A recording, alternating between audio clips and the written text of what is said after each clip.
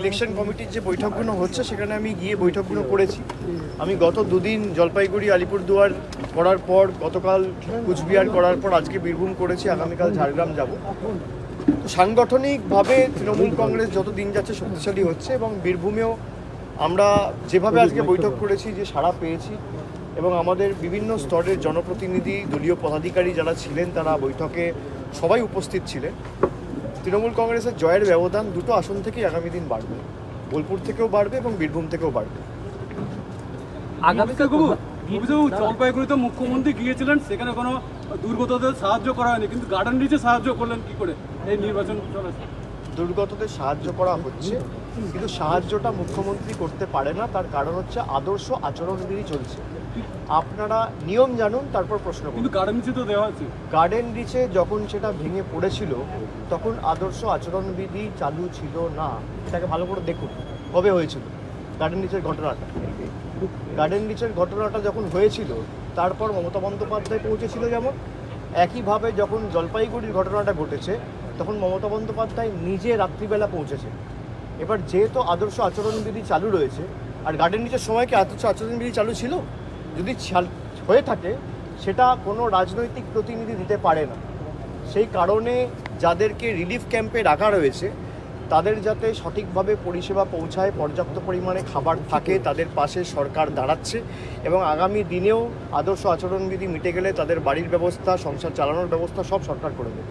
আমরাই করেছি এবং আগামী দিনে আমরাই করব। বীরভূমে যাকে প্রার্থী করেছে বিজেপির অভ্যন্তরীণ বিষয়ে তো আমি সভাপতি করবে, কাকে এমএলএ ভোটে দাঁড় করাবে, কাকে লোকসভা ভোটে দাঁড় করাবে, তাদের অভ্যন্তরীণ বিষয় এবং মানুষের জবাব দেবে। মানুষের কাছে প্রতিটা পদক্ষেপই মানুষ দেখছে এবং কিভাবে সাম্প্রদায়িকতার তাস খেলে সমাজে একটা বৈষম্য, বিচ্ছিন্নতাবাদের রাজনীতির জন্ম দিয়ে সমাজকে অশান্ত করার যে পরিকল্পনা, এটা বিজেপি বারে বারেই করে এসছে, এটা নতুন নয়। তবে বাংলায় যতবারই করেছে, মুক্তিপুরে করেছে, আর আগামী দিনেও ব্যতিক্রম হবে। দেবাশিস ধর বলছেন যে শীতলকুচির ঘটনা ভাওতা ছিল, বিজেপিকে ফাঁসাওকে বলেছিল, এই এসপিকে ফাঁসাওকে বলেছিল, এটা তিনি বলছেন।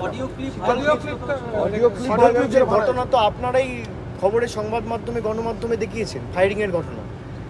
তৎকালীন বিজেপির রাজ্য সভাপতি তিনি জনসভা করে বলেছিলেন জায়গায় জায়গায় শীতলকুচি হবে। কে এইসব কথা বলে? যদি এই তথ্য মিথ্যে থাকে তাহলে দেবাশিস বাবুর উচিত তৎকালীন যে বিজেপির রাজ্য সভাপতি তার বিরুদ্ধে ব্যবস্থা নেওয়া বা একটা মানহানির মামলা করা।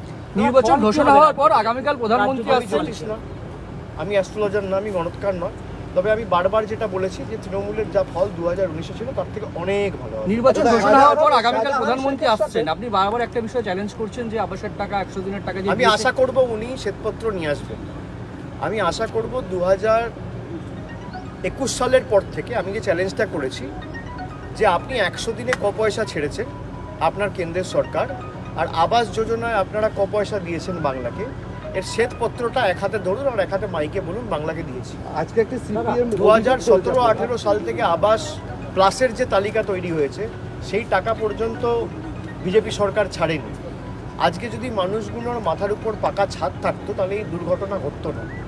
দুটো ছোট্ট শিশু, ফুলের মতো ছোট্ট একটা 2 বছরের মেয়ে, তার নাম পিউ, আর 14 বছরের ছেলে, বার্নিশ জিপিতে বাড়ি, ময়নাগুড়ি 2 ব্লক, তাদের মাথার উপর যদি পাকা ছাদ থাকতো তাহলে তাদেরকে এই সংকটজনক অবস্থায় জলপাইগুড়ি থেকে এসে শিলিগুড়িতে ভর্তি হতে হতো না। এর জন্য দায়িত্ব একমাত্র কেন্দ্র সরকারের। তবে আমরা মানুষকে বলেছি যে আগামী দিনও আবাসের ব্যবস্থা আমাদের সরকারই করবে।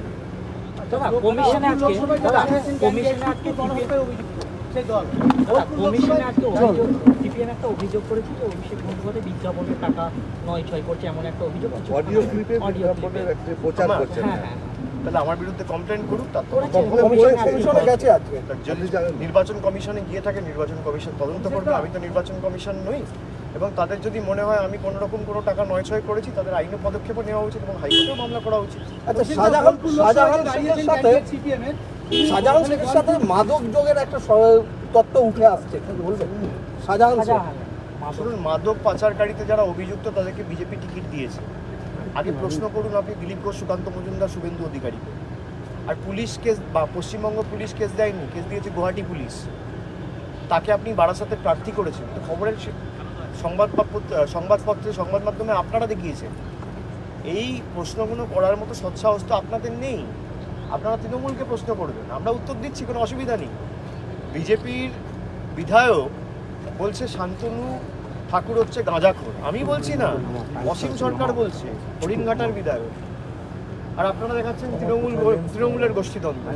তৃণমূলের কোনো গোষ্ঠীদ্বন্দ্ব নেই, তৃণমূল আরও শক্তিশালী, জয়ের ব্যবধান বাড়বে। 4 তারিখ যখন ভোট বাক্স খুলবে, আমিও এখানে থাকবো, আপনিও এখানে থাকবেন। বীরভূমে তো গোষ্ঠীদ্বন্দ্ব দেখা দিচ্ছে বিভিন্ন জায়গায়, বিশেষ করে মুরারই খয়রাসর কিভাবে দাদা এদিকে সেন্টার দাদা আপনাকে চিন্তা করতে হবে না, যদি কোথাও গোষ্ঠীদ্বন্দ্ব থাকে তার জন্য আজকে বৈঠক হয়েছে এবং দল ঐক্যবদ্ধ এবং শক্তিশালী। আপনাদের যদি কষ্ট হয় যে তৃণমূলের গোষ্ঠীদ্বন্দ্ব হচ্ছে, তৃণমূলের দুর্বল হচ্ছে, যেদিনকে ভোটের ফল বেরোবে আপনি খুব খুশি হবেন। অনুব্রত মণ্ডল নেই, কত লড়াইটা কতটা কঠিন? না, এই অনুব্রত মণ্ডলী যদি আজকে বিজেপিতে চলে যেত, ধোয়া তুলসী পাতা হয়ে যেত। বিজেপিতে যায়নি তাই জেল খাটছে। আজকে যদি বিজেপিতে যেত, যেভাবে অজিত পাওয়ার গেছে, যেভাবে শুভেন্দু অধিকারী গেছে, যেভাবে হিমন্ত বিশ্ব শর্মা গেছে, যেভাবে নারায়ণ রানে গেছে, তিনি ধোয়া তুলসী পাতা হয়ে যেত। এই 7 দিন আগে নবীন জিন্দাল জয়েন করেছে, তার বিরুদ্ধে একাধিক কয়লা কেলেঙ্কারির অভিযোগ রয়েছে। আজকে ধোয়া তুলসী পাতা বিজেপিতে চলে গেছে। তাদেরকে প্রকাশ্যে টিভির ক্যামেরায় নির্লজ্জের মতো টাকা নিতে দেখা গেছে, তারা বিজেপিতে চলে গেছে ধোয়া তুলসী পাতা থেকে। অনুব্রত মণ্ডলকে আপনি অ্যারেস্ট করেছেন গরু পাচারকারী মামলায়, গরু পাচার মামলায়। আপনি দেখুন, এখানে 10 দিন আগেও মেমারিতে ইউপি বিহার থেকে গরু আসছিল, পশ্চিমবঙ্গ পুলিশ ধরেছে। পশ্চিমবঙ্গ পুলিশ ধরেছে। আপনি হাইকোর্টে যান, যদি একটা বিজেপির লোককে সামান করে হাইকোর্ট স্টে করে দেবে। বিহারের মুখ্যমন্ত্রীকে, ইউপির মুখ্যমন্ত্রীকে, তৃণমূলের কোনো প্রতিনিধিত্ব বিহারে নেই, তৃণমূলের কোনো প্রতিনিধিত্ব ইউপি সরকারে নেই। একদিকে যোগী আদিত্যনাথ, একদিকে নীতিশ কুমার, দুটোই বিজেপির মুখ্যমন্ত্রী, একটা শরিক সরকার, একটা নিজেদের সরকার। সেখান থেকে গরু আসছে, পূর্ব বর্ধমান জেলার মেমারি পুলিশ স্টেশন অ্যারেস্ট করেছে। তা 14 মাস, 18 মাস, 20 মাস অনুব্রত মণ্ডল জেলে, তারপরেও গরু পাচার হচ্ছে। আর আসছে বিহার থেকে, উত্তরপ্রদেশ থেকে। আপনি কটা সামান ইস্যু করে উত্তরপ্রদেশের যোগী আদিত্যনাথকে ডেকে পাঠিয়েছেন বা নীতিশ কুমারকে ডেকে পাঠিয়েছেন? পাঠাননি। এটাই হচ্ছে বিজেপির ওয়াশিং মেশিন। মানুষ দেখছে এবং ভোটে আগামী দিন মানুষ জবাব দেবে। মুশকিল এই কারণেই মানুষ সব থেকে বেশি শক্তিশালী একটা গণতন্ত্র। ইডি সিবিআই শেষ কথা বলে না, শেষ কথা সাধারণ জনতা বলে, জনতা জনার্দন বলে, এবং মানুষই আগামী দিন জবাব দেবে। মৈত্র এক কথা বলে